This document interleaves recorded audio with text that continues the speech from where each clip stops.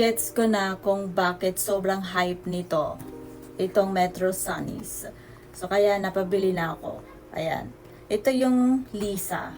Binili ko yung Lisa.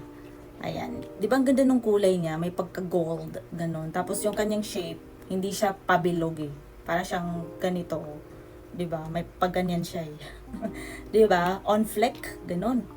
Ayan, tapos sobrang lightweight. Hindi siya mabigat sa mata. As you can see, 'di ba? Ang ganda niya sa mata, besh, lalo na sa labas. So kung gagamitin niyo 'to na parang pang-aesthetic na ano, pang style, pang fashion, pwede rin, guys, kasi sobrang ganda niya sa labas, be. Tapos kumpleto niyo na 'tong matatanggap, guys, kasi meron siyang pang-wipe, meron siyang ganito bag. 'Di ba? Parang ang tibay pa nung kanyang bag, oh, yung kanyang lagayan, 'di ba?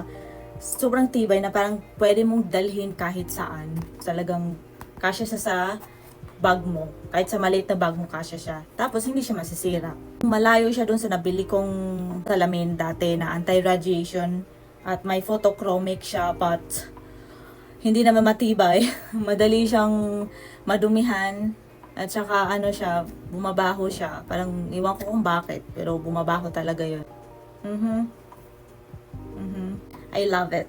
'Di ba? Lalo na, guys, sa labas. Sinasabi ko sa inyo, ang ganda niya sa labas.